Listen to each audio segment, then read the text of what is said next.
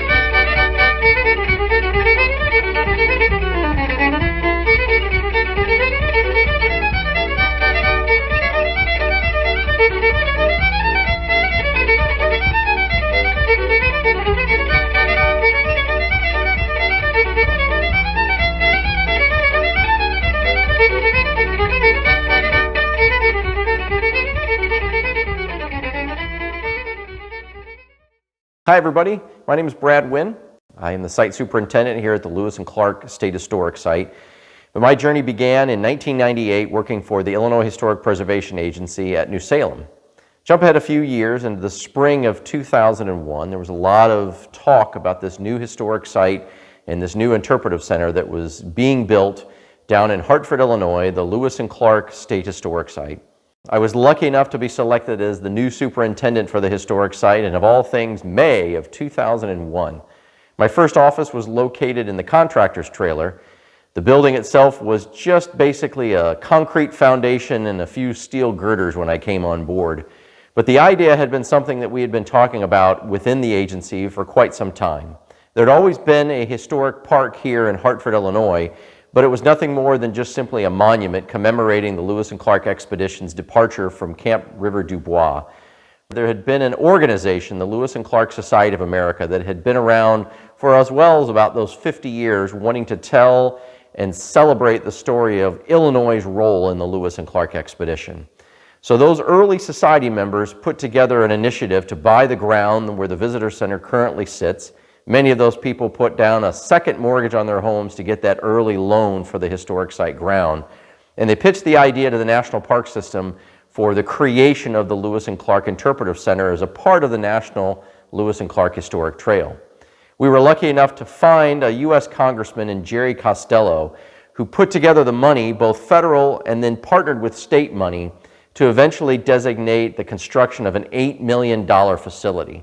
$8 million for the construction of the facility, but the exhibits that we would eventually design in-house. I wasn't involved in those early design plans, but when I came on board in the spring of 2001, I got a quick lesson on what it was going to be like to begin processing construction of an $8 million project, the idea of overseeing that early construction. You know, when I came on board, the building, as I said, was just a shell of what it is today. There was nothing here other than ideas.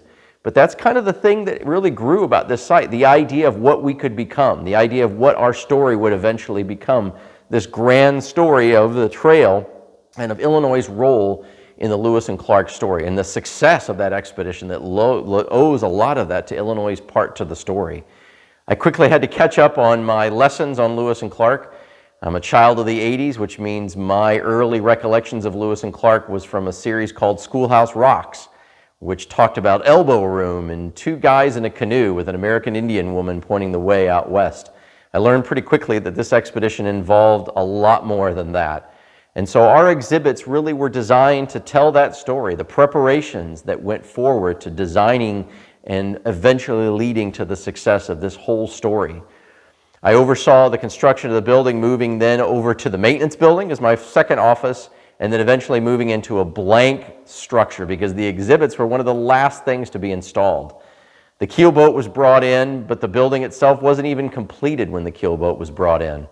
So we've got some stories that we want to share with you throughout this year as we begin our step forward to the 20th anniversary of the Visitor Center's grand opening in December of 2002. When again, I'll tell you, the exhibits weren't even finished for that grand opening. We were that close and on that tight of a timeline to get ready, of all things, for the 1 million+ visitors that Stephen Ambrose predicted would be here in Illinois and all throughout the Lewis and Clark Trail in the bicentennial years of 2003 through 2006.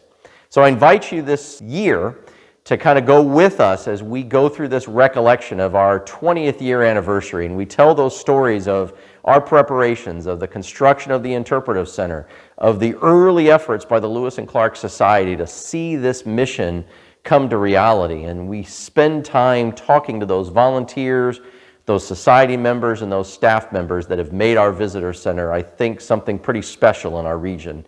And so I invite you to come with me, and hopefully you'll hear more of these kind of funny and interesting stories about Lewis and Clark State Historic Site's 20th anniversary. Thanks.